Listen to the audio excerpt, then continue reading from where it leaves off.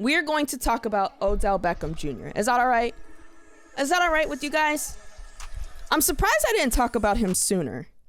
But I was working on late Friday night. I was on the late shift on Friday night. By the way, for those of you that don't know, I am a social media producer for the Sporting News. I love my team. I love my job. I love what we do. It's amazing. And so part of my job is to pretty much, I don't know, what's the correct term to use here? Like, not necessarily stalk social media, but just like look at the going trends, right? Like look and see what the vibe is, look and see what's going on. And Thursday night, the Super Bowl champions LA Rams got their Super Bowl rings. And by the way, if you guys have not seen those rings, I mean, OBJ's got his on right now in that photo, but those things are cold, bro. Like, those Super Bowl rings are so cold. Like, I want one. And it just, oh my gosh. By the way, those of you that don't know, if you work, everybody that works for the LA Rams gets a Super Bowl ring. Everybody. Security, everybody gets a Super Bowl ring. Like, in marketing and sponsorships, and like, everybody gets one. So I'm just like, man, what would it imagine? And every team, and also as you progress in the playoffs, you get bonus checks. I don't know if a lot of people know that. So let's say that, let's just say hypothetically, I was working for the Rams and I was with them throughout the playoffs and went to the Super Bowl. Each playoff game that we won, I would get a bonus check. That's insane. And like I said, they won the Super Bowl, so I would have, if you work for the Rams, you got fitted for a Super Bowl ring, and you got a Super Bowl ring. So, you knew that, Garo? All right. I mean, they did have to put them on the field, though. Wow. Right? So, the most... Hold on. Let me get some of this...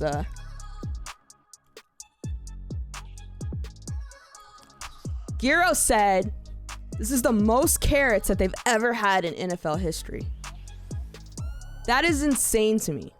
That is so insane to me. But getting back to what I ultimately wanted to get to, or just really just kind of chop up and discuss, was, OBJ, he's been through a lot.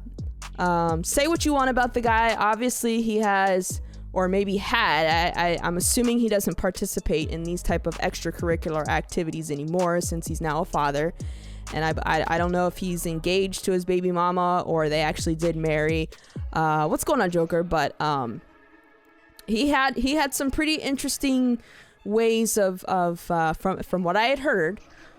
He had some pretty interesting ways in which he likes to have fun. I'm not going to get into the specifics of that. There is a thing called the internet and there is a thing called Google, so you can definitely look that up on your own time. But this guy's been through a lot. This guy's absolutely been through a lot, and he put out this photo here on Twitter, as you can see in the top right, and the caption for the photo was, "Say what you want, earn this though." Do you guys agree with that? I'm really, like I said, I like to get you guys involved in this show. I like to get your perception. I like to get your take on things. I like for you guys to educate me too. Like, there's things that I don't know that you guys educate me on, and I love you for it. Giro says 100%. Fat says 100%. I mean, he's gone through so much. The perception of OBJ was that, and hang on. There's nothing worse than going to ESPN's website and then they have these automatic ads that just naturally have the volume on. Like, why do I need the volume on? But no, I'm looking at his stats. He was with the Giants from 2014 to 2018. His best year from a yard standpoint with the Giants was in 2015. Where he had 1,450 yards. He had 13 touchdowns. I mean, really, that was his best year while he was in the league. He was pretty unstoppable during the 2015 season. But there was just a lot of negative perception about OBJ, right? Like, I feel like he got sort of characterized as like your typical dramatic wide receiver. Like they feel like they're not getting the ball enough and they're just complaining. And I'll be honest with you, I always took issue with that argument, regardless of who it was, regardless of whether it was T.O. or Odell Beckham or whoever. I always took issue with that sort of assumption or persona of a diva wide receiver. Let me see. Giro says OBJ's been getting disrespected for years. Big Stupid said, let me see here.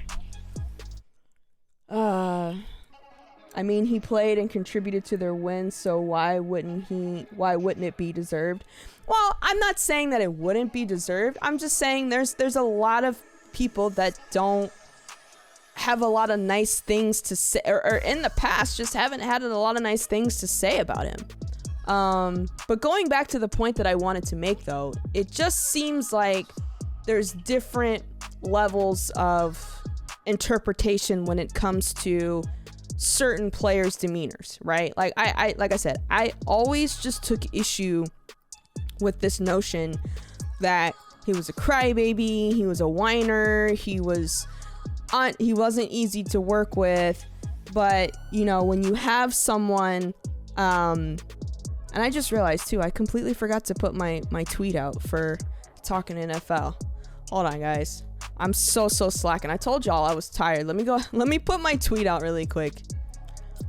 Hold on, bear with me just a second. All right. Let me see. Bear with me. I'm so behind. I promise I'll catch up on chat here in just a second too. I'm so tired, but we're here. We're here. Let me see. Is it the 22? Is it rebrand? Okay, stream executables. Okay, live talking a bunch of NFL as I eat my microphone. Live talking a bunch of NFL things. Add another tweet. Twitch.tv/Lauren WKR. Alright, here we go. Alright, I apologize for that, chat. That's like one of the first things I normally do, and I completely forgot to put that out. So, tweet is officially out. So we can get some more people in here talking about what we're talking about. When you're in the spotlight, like that, your actions. When you're in the spotlight like that, your actions do a lot to you. But in any event, I did Isabel.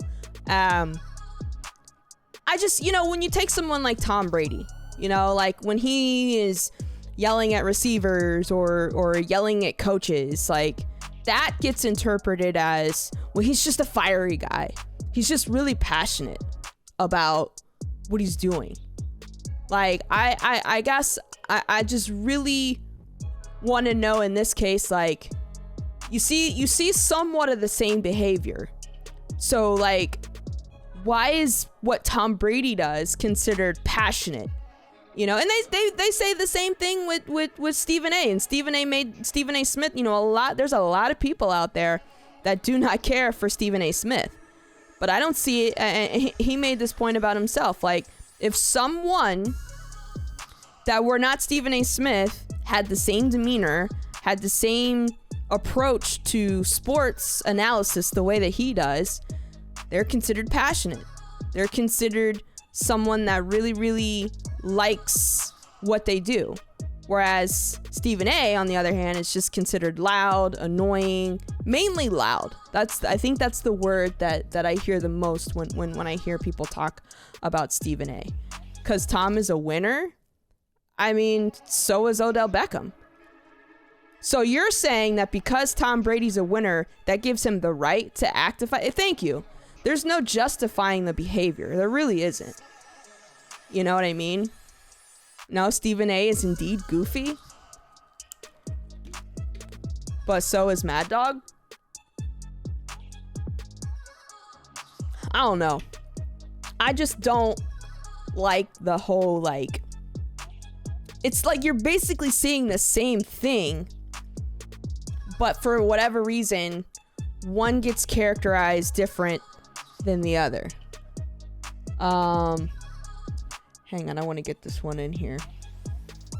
Let's get Cheester in here. Cheester said, as a Giants fan, I have no problem with the sideline emotions. We sucked, and I've seen Brady break things. I think the Giants handled that wrong.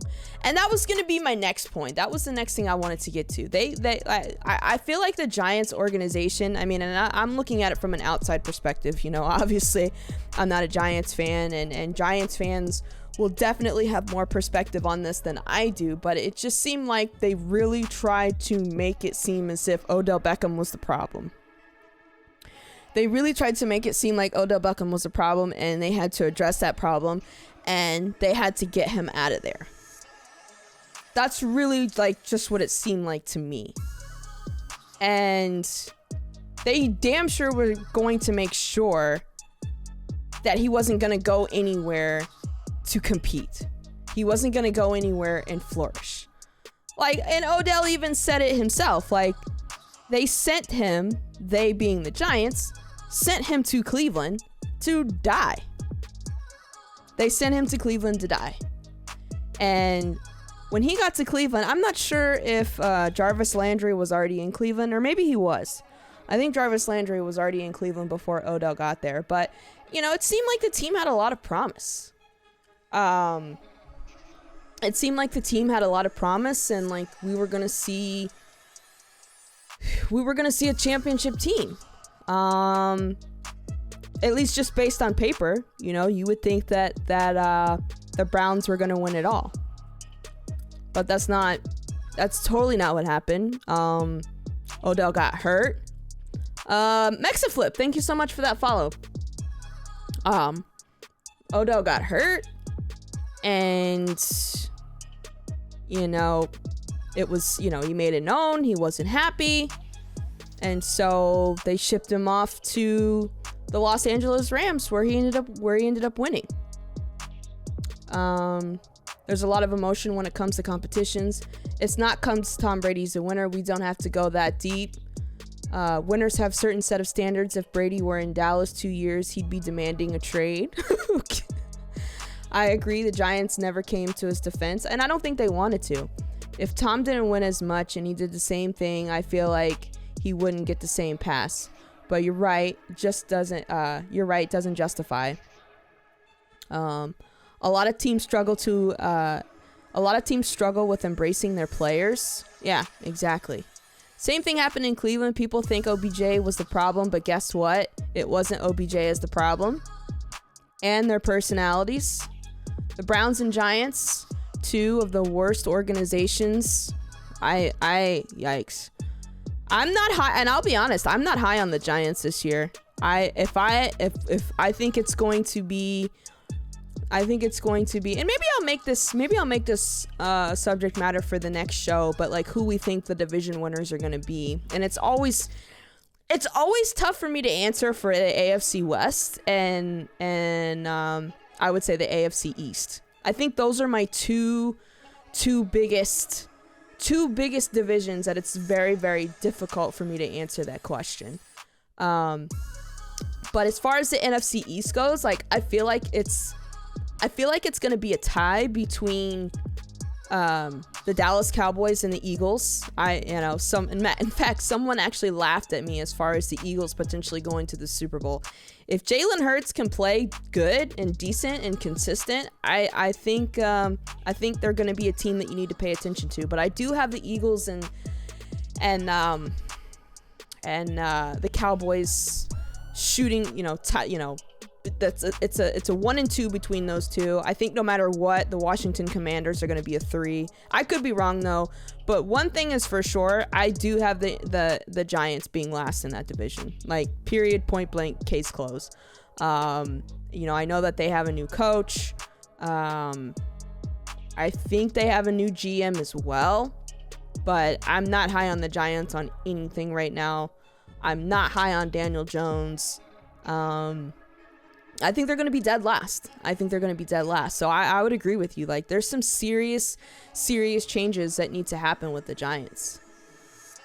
They truly did. You don't send someone to the Browns to prosper. Well, the joke's on them at this point, right? The only problem I had with OBJ was the yacht party before the playoffs, but haven't heard about him off the field since. I think I remember that. He got so much flack for that. Again, Mexa, thank you so much for that follow, and I'm glad that you're here as well. I think the off the field stuff did more, but I think he might have wanted out of the New York Giants. Shout out to OBJ. I mean, the joke is really on everyone else. I mean, the question is, does he deserve it? Did he earn it? He absolutely did.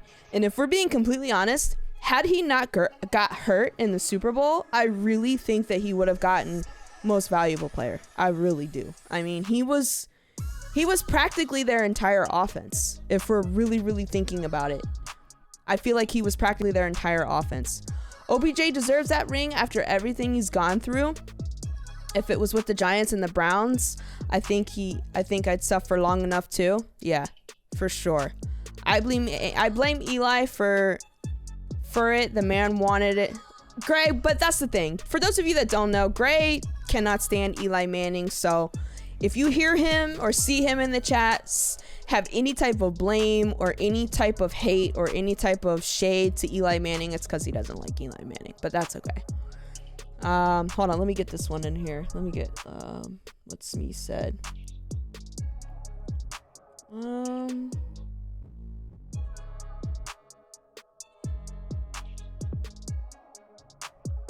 Where is it? In the spotlight. Okay, here it is. Smee said, it's a business. Not too many teams gonna embrace their players. It's not like the 90s where teams truly cared about the players. And you know what? Smee brings up a really good point with that too. It is totally a business. They're not, it's all about making money for them. I like the Commanders. I feel good. I feel so good about Wentz as opposed to Ryan Fitzpatrick.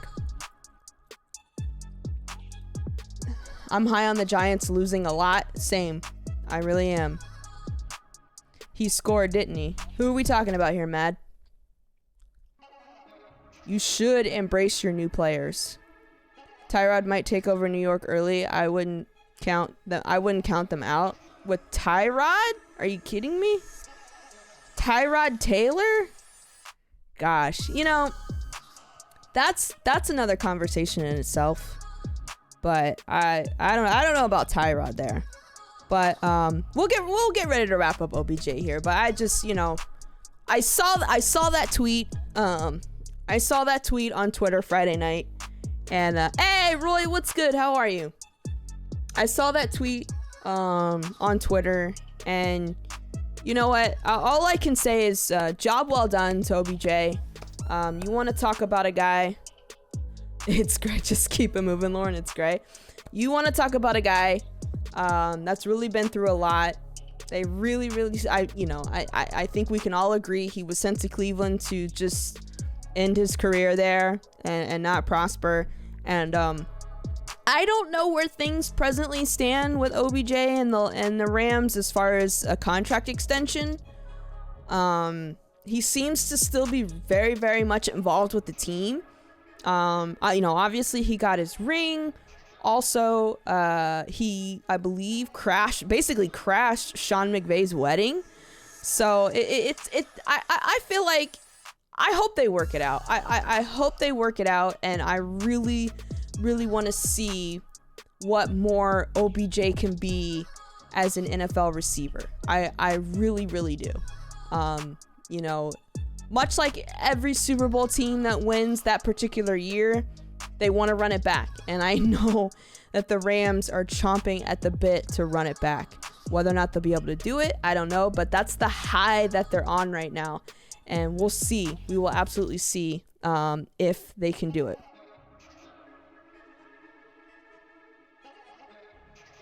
Carl Nassib.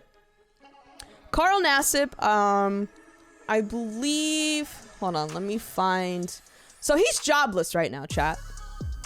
Oh my gosh. Stop with the ads, bro. Alright, let me look him up. He's jobless right now. His most recent team was the... let me see.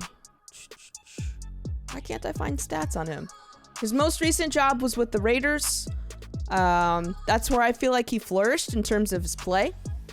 He definitely made some plays as a Las Vegas Raider. He played for the Browns a little bit. I don't know if you guys remember, but he was featured a little. I shouldn't say featured, but he did have some scenes in the 2018 Cleveland Browns Hard Knocks.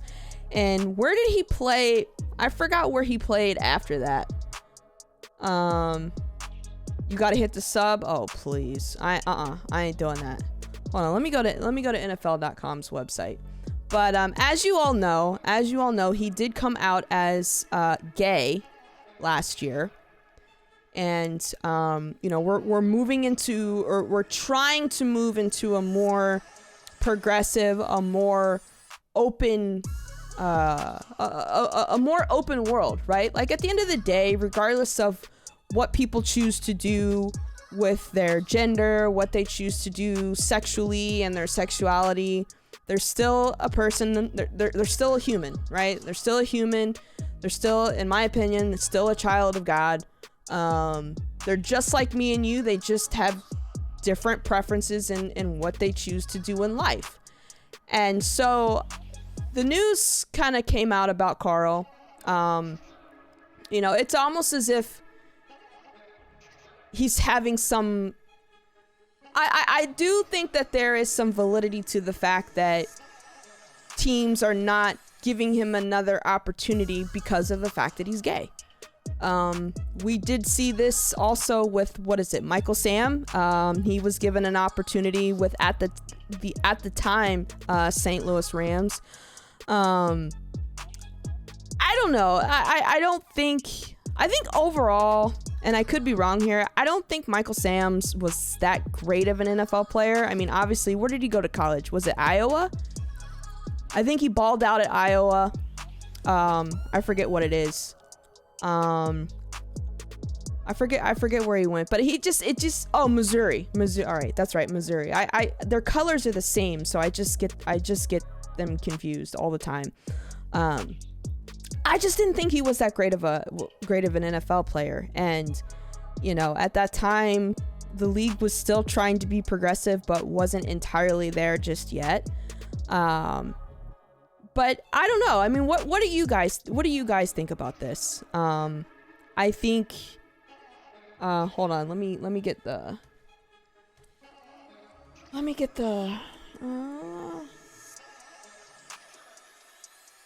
I gotta stay on top of adding your guys' chats in here. So I Am Joker said, Nassib didn't do too much for the Raiders. The whole def was definitely kind of a train wreck, and they tried to rely on him too much. They tried to rely on him too much? This is an interesting one. Mad said that it rubbed some of the players the wrong way, but like you said, he's still human. We're not gonna act like he's one of the best defense. No.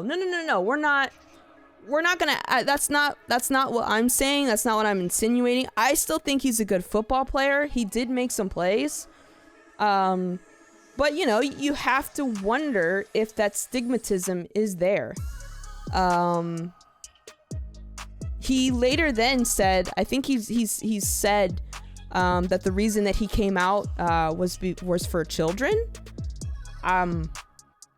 Obviously that could be interpreted in different ways, but I think the way in which he meant it was that he wanted, if there are children who are struggling with their sexuality and struggling with their identity, because he was in the spotlight that he was in, he wanted to be sort of a resource. He wanted to be like an example. I think he wanted to be a positive example, as in like, hey, yes, I'm an NFL player. I play, I'm an NFL player, and I'm gay. Now, Giro, I will say this. We also aren't going to, even though we can't act like he was a good defensive player, we also can't act like that there are still a lot of people and that there are still a lot of men that are homophobic and think that if they are teammates with this particular individual, then all of a sudden that teammate is just instantly going to be attracted to them. And they just don't want that. I don't, you stay around. Like there's still very much a lot of that going on. And listen, in my opinion, I just feel like he just wants to play football. Not everybody that comes out as lesbian or gay or bisexual, when you talk to them and you find out about them, they're not instantly going to be attracted to you. And I think a lot of people still feel that. And to me, that says a lot of insecurity about themselves. I mean, obviously, being a straight person, you're not going to reciprocate those feelings, but look at it from a standpoint of, wow, I'm making them weak on both sides kind of deal, right? So yes, that stigmatism still very much goes on. I also think from a public relations standpoint, like some teams and some coaches might think, at the NFL level, that it's still very much a distraction, right? Reporters aren't going to come to that player and say, how was practice, or how do you think you're going to do on Sunday, or how do you think you're going to do with against this particular opponent? Perhaps they're fearful of them being asked questions. So what's it like in the showers? Like, do people, do you have to go to the far end of the shower because dudes don't want you, showering close to them? They think that you're looking at their junk or whatever, just really, in my opinion, very, very petty things.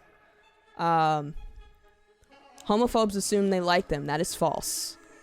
They'd be like, yeah, exactly. That is very false. Yeah, it's weird. Really no problems like that in the WNBA, because the WNBA very early on knew what the deal was. Like, they knew that there were a high volume of women who identify as lesbian, and in a way it's very much a part of their culture. I don't know that it's something that is being encouraged, but I think it's more so being embraced, like just being who you are and not being afraid of who you are, and just being comfortable in who you are, being comfortable in your own skin, being comfortable just, not feeling like you can't be yourself. And at the end of the day, chat, that's really what it is, like straight, white, men and women, y'all are very, very comfortable and feeling the way that you feel.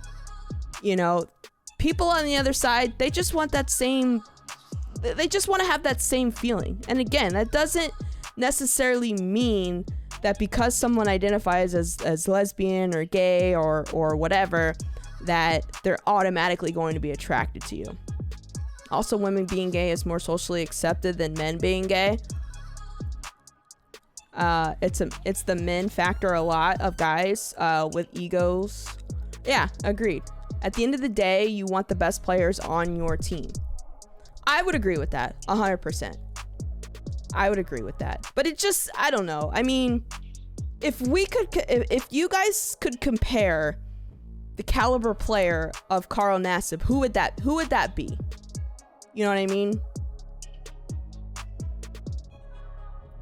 Like, is there anyone currently in the league right now that we could compare him to? Or maybe there isn't. I don't know. I don't know. But I think that it is fair I think that it is fair to want to wonder if that stigmatism is still a thing. Hang on, Joker. Let me get your comment in here. Joker said, I think Nassib is the kind of borderline, is kind of the border of the level of a backup and a starter. And with this, orgs may feel it could be bad publicity and don't want to try him. I think you hit the nail on the head with that. I would definitely agree with that as far as a talent standpoint. I think he does teeter between a backup and a starter for sure. I think honestly, if I'm just gonna be honest, I think what this is going to result in is someone getting hurt, and then he'll get that call. I would hope. Hang on, Brian. I'm gonna get you in here. Big Stupid said he's productive. He's productive and not great, not trash. Yeah, exactly. He's definitely in the middle. What's going on, Run It Black? Good to see you. I guess I'm asking, was his relationship preference really that much of a distraction? It's only a distraction if people make it a distraction. I mean, again, he said that his reasoning for coming out was really just to, if there are kids out there like him who are playing, you know, a male sport or a female sport and are uncomfortable in who they are and are afraid because of the stigmatism. Hang on, I got you, Supply. And are afraid because of, you know, their homophobia. I think he wanted to be that light. I think, you know, I don't know. Again, I don't know a lot about this guy. Like I said, all I know is that he came out as gay last year. He played for the Browns for a very short while. He went to the Vegas Raiders, had some production there. You know, I don't know his whole life story. I don't know what type of activism he does. Like I said, I don't know a ton about this guy. I just thought that this subject matter was interesting and worth talking about. Like, is the NFL... knowing that he's sort of in the middle, you know, he's not. I think we can all agree. Okay, can we all agree that Michael Sams was trash? He just was not good. His play, at least from what we saw on tape, his play from college just did not translate well into the NFL at all. I think we can all very much agree on that. But his reasoning for coming out is understandable. Yeah, right. And it's going to be a big deal due to outside influences will make it an issue until more people come forward. Then, like everything else, it slowly turns into, can he help us win? Not gonna lie, his news shocked the sports world. Michael Sam, yeah, it did. And I don't know if y'all remember, but you know, when he got drafted and he was there with his boyfriend, and I think a lot of people were still like very much weirded out by that. And there's another component to this too that I wanted to talk about and get your thoughts later. Data, let's go. 21 months. Let's get some whoopies and neenies in the chat. Enjoy the stream. Enjoy the emotes. Front row seat just for you. But something else to add to this is that I'm sure you all have heard this insane new outbreak called monkeypox. And I don't know a whole lot about it. And matter of fact, I asked my dad if he knew about it. And I haven't seen pictures. From what I've heard, the pictures are like, hey, what's good, Lady K? I've heard of what the pictures look like as far as like these rashes and like their skin like boiling or something. I don't know. From what I'm told, it looks incredibly gross, incredibly nasty. But from what they're saying now, the narrative with this, I guess we can call it a disease or condition or whatever, is that it's common among homosexuals and children. Hang on, let me turn this music down. I can never get the music levels right. Like, some songs are just louder than others. So yeah, that's what the narrative is now, that monkeypox is common amongst homosexuals and children. Could that be another component as to why teams don't want to pick him up? They think this cat might be carrying some damn monkeypox. And I'm going to keep it real with you. Like, now, I think it's fair to say that to some extent, COVID has died down. Like, it's not as scary as it was 2 years ago, right? Like, we're still, people, you know, if you want to get vaxxed, get vaxxed. If not, you know, people are now getting back to life, going to concerts, going to shows, traveling, having family reunions, like getting back to life, right? And now we have this sudden outbreak of monkeypox. Okay, now my dad is, yeah, what is COVID? My dad is kind of big into conspiracy theories, and my dad, and I would have to agree with him, because it's how convenient is it that as soon as we get done with this wave of COVID, all of a sudden we get into monkeypox, right? Because, and now that they're claiming this narrative of it's mainly affected by homosexual and kids, that's going to tell the average American or the average conservative American, well, I don't want my kid to get monkeypox, and I don't want my kid around gay people. It's very possible that that's the narrative that's being painted here. My girl's into conspiracy theories too. A little bit. Thank you, Mad. Let me highlight this. I really think that it's fear-mongering. They said, all right, COVID's died down. Let's come up with something else. Let's come up with monkeypox and basically claim it as like the next set of AIDS, right? Because when HIV first came about, or when AIDS came about, what'd they say? They said it was an African disease, okay? And it was also an African virus, as well as a virus affected by homosexuals. Now we have monkeypox that's apparently only affected, like, only homosexuals and kids get them. So what's the narrative, right? What's the narrative? Keep kids away from homosexuals. I shouldn't say that's the narrative. I think that's going to be, I think that's what the end result is, you know? So could we look at it from that standpoint, that it's like, oh, well, he came out as gay, so,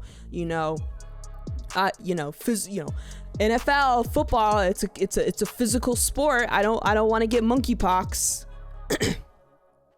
COVID is really becoming like the flu. And this is just my personal opinion, Joker, but please. Okay, so let me just tell you from my personal experience, I am vaccinated. I got the Pfizer vaccine in June of last year. Okay. For those of you that remember, I ultimately did end up getting COVID. My COVID experience was basically, it just for me, it just felt like a really bad cold. Like a really terrible cold, like just really bad congestion, headaches here and there, not too many body aches. From what I understand, people that aren't vaccinated have it really, really bad, like with the body aches and the headaches and the pressure and all that. I did lose my sense of taste. I did lose my sense of smell. But ultimately, it just felt like a really bad cold. And so I say that to say this. COVID isn't going anywhere, and this is just my personal opinion, but I just feel like just get it. Like, I don't mean it like, go up to someone and say, hey, do you have COVID? Give it to me. No, I don't mean it like that. I'm just saying, like, don't be afraid of it. Like, I will be honest as well. I have not worn a mask since I got COVID. I've gone to Vegas. Like I said, I've gone to at least 3 shows this summer not wearing a mask, and I'm fine. And the reason being is because I feel like my body has acclimated to the white blood cells. I feel like my body, because it's had it, it knows what to fight. And again, this is just my personal opinion. If you want to still wear masks, that's fine. If you're not vaccinated and you want to wear a mask, that's fine. But like, I just feel like it shouldn't be something that we should be scared of anymore. It's not going anywhere. Like, Like, we just have to get back to life. You know what I mean? I don't know. What's going on, Roger Rabbit? Like cold flu. Luckily, it wasn't bad for you. Well, I will say this too, Running Black. I honestly think I did have it twice because right when COVID was starting to get a lot of buzz and like a lot of news, I want to say it was like February of 2020, like the end of February last year, I got so sick. Or yeah, the end of February in 2020, it was bad. I really think I had the first strand of COVID. Like I had the aches, I had the pressure in my head, I had the sensitive to vision, trouble breathing. I had all of that, and I went to the doctor several times and they had no idea what it was.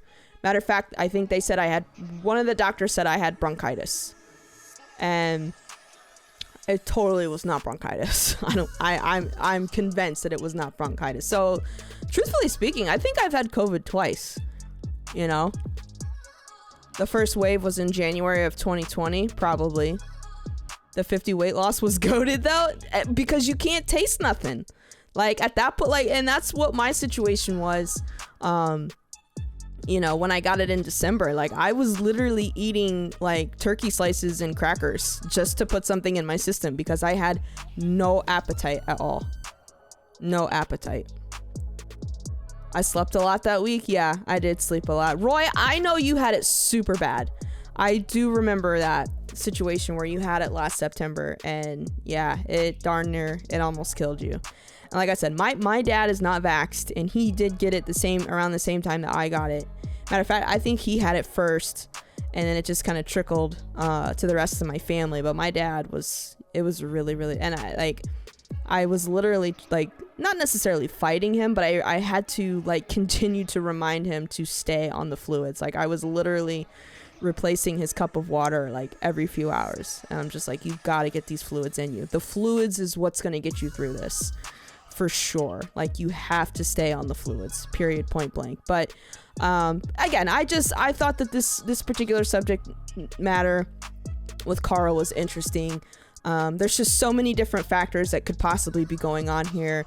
We all agree that Michael Sams was not a good NFL player at all. We can all agree that Carl Nassib is an in-betweener. He's not, he's not phenomenal, but he's not trash either. He's just the in-between, and I really, really hope that he gets an opportunity. Once training camp starts, I mean, we're gonna see a huge wave of training camp starts this week, going into this week. So, maybe he'll get a call. Maybe he'll get a call.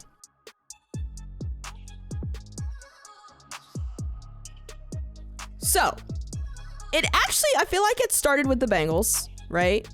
The Bengals announced a couple of weeks ago, the white helmets. We've seen, clearly there's some type of campaign going on. In fact, I saw today that the Chicago Bears have an alternate helmet. They have an orange helmet from what I saw. Like I literally saw that about an hour ago, that the Bears have an alternate helmet. So, which it looked pretty cool to me. I think I don't know. I think the orange, like if they go out there with like the orange jersey and potentially orange pants and the orange helmet, I think that might be a bit much for the Bears. But right, we saw the announcement of the Bengals 2 weeks ago. Last week we saw the announcement of the Panthers helmets. This week we saw a couple announcements. We saw the New York Giants. They are actually going back to their 80s uniform and helmets. The Jets announced their I think they're calling it stealth black is the Jets new helmets. And then we saw the Philadelphia Eagles helmets. What do you guys think of this? Like I said, it's like each team is either given the option to go back to some of their throwback uniforms and helmets, or have some type of alternate color. I will say that out of all of them thus far, I think someone's I'm not feeling the Eagles uniform. or not the uniform, but their helmet. It's just, I don't know. I still, a part, because their green is so like a deep green, a part of me feels like the green is still there. And it's, is that, am I saying that right? Like, do you guys see what I'm saying with that? Hang on, let's get Lady K up in here. Yes, thank you, Lionsden. It absolutely looks the same. It looks the same to me. The matte black helmet is tough. Agreed. In fact, some Panther fans were like even saying that they feel like the matte black helmet, like the black helmet in general, just should have been their helmet to from the get. And I would have to agree with that. And it also seems like there's a select games in which they are wearing these uniforms and wearing these helmets. So I don't know if you guys remember, but when the Color Rush uniforms, when Nike took over as like the official uniform for the NFL, they had Color Rush. They came out with their Color Rush uniforms. And if you remember, Thursday Night Football was pretty much when you could expect to see the Color Rush unis.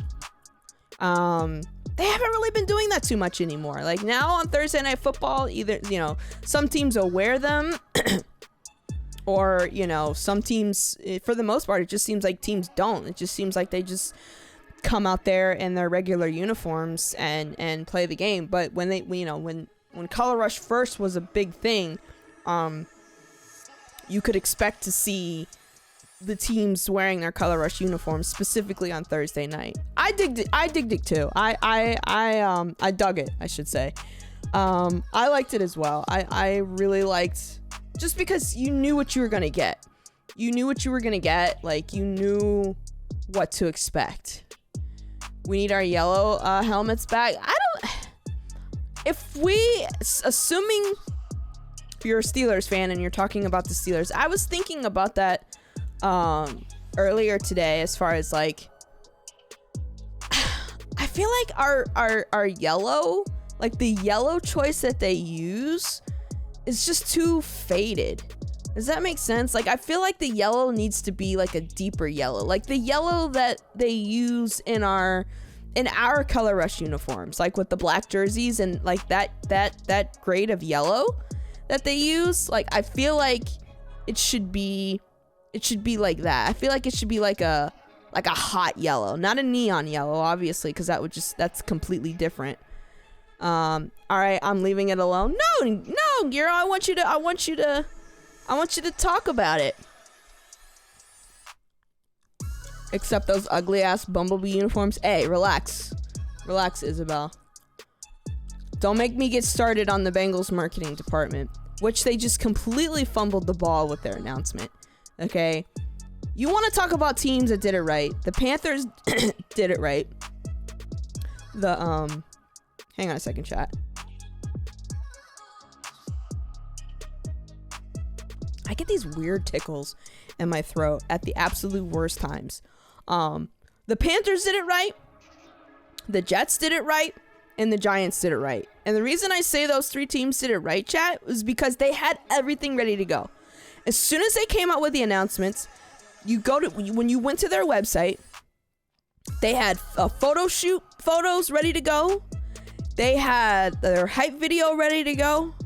They had everything was just flawless. Shout out to the Panthers, shout out to the Jets, and shout out to the Giants for having everything ready to go. Okay? The freaking Bengals, bro. Okay?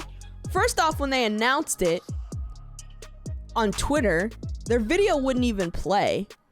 Now, to be fair, Twitter, the day in which they announced it, or at least around the time frame in which they announced it, Twitter was down. I want to say, for like 10 or 15 minutes. So it's very, very possible that had something to do with it. I'm not entirely sure, but it's very possible that they had something to do with it. But even still, the photos that you saw of like the players with the uniforms and the helmets, those were freaking photoshopped renderings from other people that didn't even work for the team. Run It Black coming back for 6 months. Let's go. Let's go. Let's get some whoopies and neenies in the chat. Enjoy the stream. Enjoy the emotes. Front row seat just for you, my friend. And then you finally saw this picture that I have in this slate here. They finally announced that this week. And again, it looked like a rendered photo. Krish Mikey, thank you so much for that follow. I appreciate you. You saw basically what looked like a fan rendered photo of Joe Burrow in the white uniform and the white helmets. Now, don't get me wrong. I like the white helmets for the Bengals. I think they made the right choice with the glossy. With the glossy instead of like a matte finish. I think they definitely made the right choice on that. But like I said, I like it. I think they're going to be cold. I think when they go out there in that all white, I think they're going to look really, really good. But they got to get their marketing department together. Like that was just really, really bad. Here, hang on, Giro. Let me get you in here. Those white Bengals unis are fire.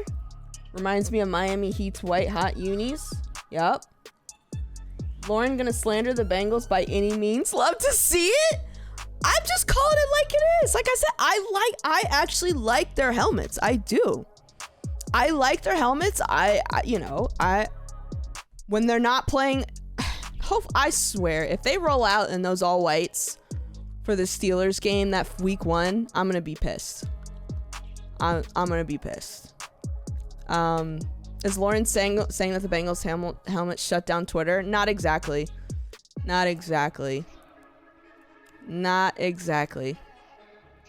I like players wearing college numbers. I hate it. Matter of fact, we can talk about that.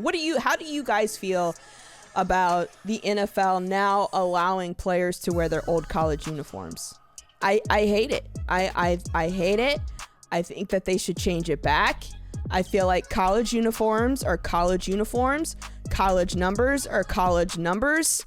And it is just so weird to me to see a running back wearing a number 7. Like, no. It is so weird to me to see a receiver wearing a 3 or a corner wearing an 8. Like, that's college. All right, Cam, we'll be here. I'm okay with it.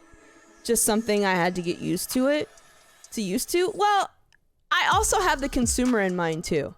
I've never been a fan of when outside of the NFL saying, okay, you can wear your college number. I've never been a fan of when a player has one number and then decides to change it. Like when LeBron just keeps playing patty cake with number 23 and number 6. Like having the consumer in mind, depending on how much money people have spent, that stuff gets expensive. If I've got a little one and they are a LeBron fan and I bought a 23 LA Lakers jersey, I would feel some type of way that now I have to go back out here and buy a number 6 because you know they're gonna want it, right? Stop changing things. No, that's not that. I knew you were gonna bring in that argument. Matter of fact, let me highlight it. I knew you were gonna bring in that argument. It's just weird. It's just weird. And like I said, I have the consumer in mind when it comes to, because I think we can all agree. We can all agree that the NFL is all about making money. I just think about, that worker. When I say consumer, I think about that individual who might have 2 or 3 jobs and, it's Christmas time and money is tight as it is. And they ask their little one what they want for Christmas or, something like that. And, I want this jersey, so what money they do have, they go out and they buy that player jersey. And then you see the very next year they decide to change their number just because. Like, that stuff like that is tough on the consumer. You know, not everybody's got it to where they can just continue to buy jerseys year after year after year, regardless of what number they change it to. Right? Like, yeah, even when I hated Michael Jordan with number 45. I really did. I did not like it at all. When a player changes their numbers, that just means old numbers becomes a rare jersey. You can look at it from that perspective too. I can look at it from that perspective. So Hollywood Lauren out here looking out for common folk, huh? How's the third monitor treating you? I don't have a third monitor.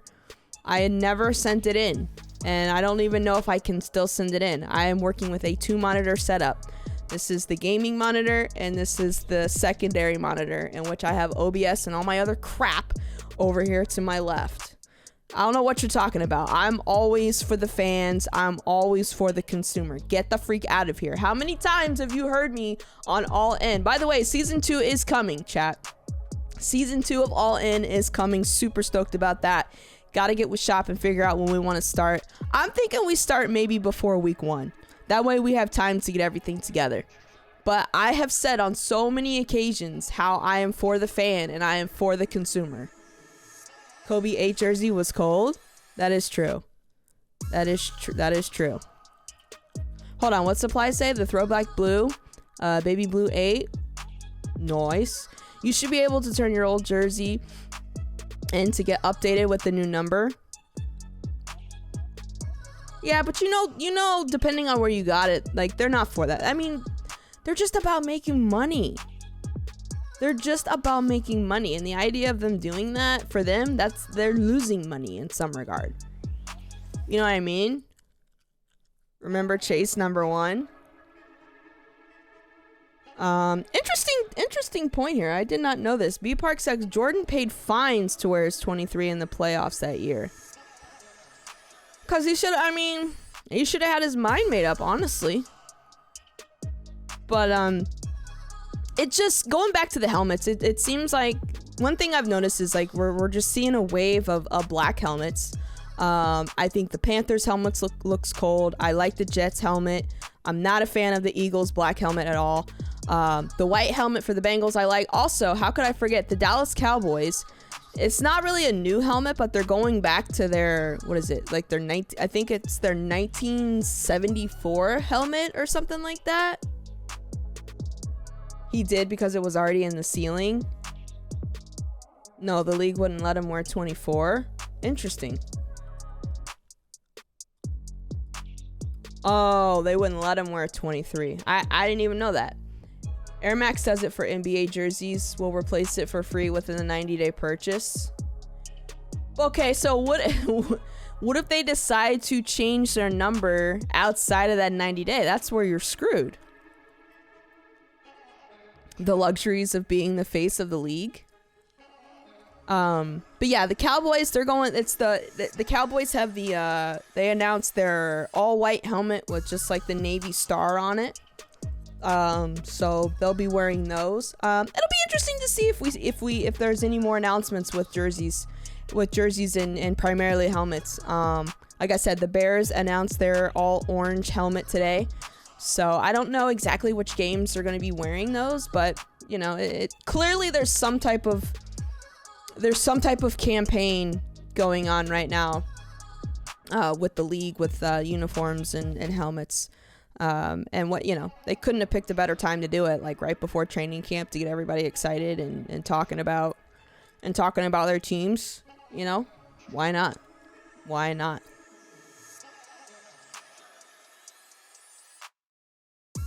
Kyler Murray got paid, y'all. Kyler Murray got effing paid. What is it? I think I saw the contract, 5 years, $230 million and $160 fully guaranteed, which was smart. Obviously, they ain't gonna do that Deshaun Watson deal, guaranteeing every penny of that contract. But the question has to be asked: is Kyler Murray worth the money? And I'll start. The answer is no. The answer is no. And I get why they did it. You know, I get why they did it. He did break the bank. It's safe to say he's finally done with baseball. Kyler fully guaranteed money. $160 million, that's it. I'm sure there's some incentives in there. The Browns were desperate. He can leave the baseball to Josh Rosen. They fell off hard without D-Hop. Nope, he definitely isn't. Thank you. We can definitely agree on that, B Parks. When I was on the show, let's see, Shotmaster. First off, shout out to Shotmaster. But when he had his NFL preview show, and I was on that show, we were going through teams that we think might make it to the Super Bowl, and I'm as far as the AFC goes, I am putting all of my eggs in one basket with the Buffalo Bills. I think this is going to be their year. I think their biggest deficiency during the playoffs last year was defense, and so I think they're definitely going to get something going with that for sure. But the NFC for me is absolutely a toss, and shout out to that dude Dev, because he was the one that actually made this point. But he's very, very high on the Cardinals. He thinks that the Cardinals are going to finally get their act together and they're going to go to the Super Bowl. I'm just having a hard time swallowing that pill. Like I'm not prepared to be there just yet. I think this is a team that just comes out swinging like the first 6 to 7 weeks in the season, but when things turn out, like as the season progresses and they start to play high caliber teams, they can't get it done, right? They end up losing to teams that they really don't have no business losing to. Case in point, they should not have lost to the Colts last year, but they did.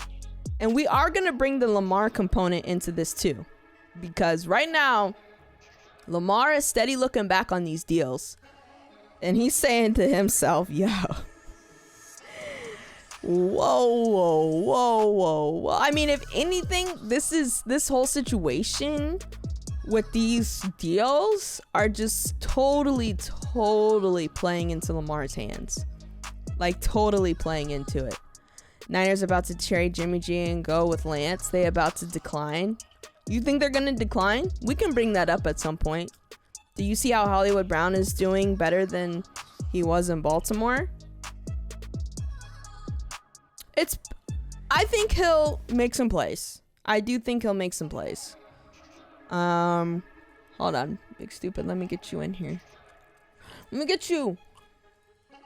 So Big Stupid said, this also puts the coach and GM on the hot seat, because if they fall on their face, if they fall on their face, they're the ones that will be gone, not Kyler. Well, what's crazy is I think the GM and the coach both got contract extension. Everybody got paid in Arizona. Everybody got some form of that's of importance, got paid money in Arizona. I think first it was I can't remember if it was the GM or the coach that got paid first, but either way, they both got paid. The GM and the coach got paid, and then Kyler, he kind of threw a fit. He completely scraped all of his social media, and I think it was just like a picture of him and CeeDee Lamb, I believe it was, and so everyone went crazy and thought that he was trying to be a cowboy or trying to somehow lure CeeDee Lamb to, I don't know. This is where we are, chat. This is where we are, to where we literally stalk players, athletes, celebrity athletes, social media, thinking that there's some type of underlying message to what they're putting out. Yes, some people, some athletes, and some celebrity athletes are about that life. As it pertains to Lamar Jackson, though, he says that he's not about that life. I think he's kind of capping on that, because probably a couple of weeks ago, he changed his Twitter header, and his profile pictures to say something like, I need money or something like that. And, you know, you want to talk about a media outlet that really ran with that? Bleacher Report was all over that like white on rice. Like, they are so much into player profiles and reading into player profiles and making news out of it. It's insane.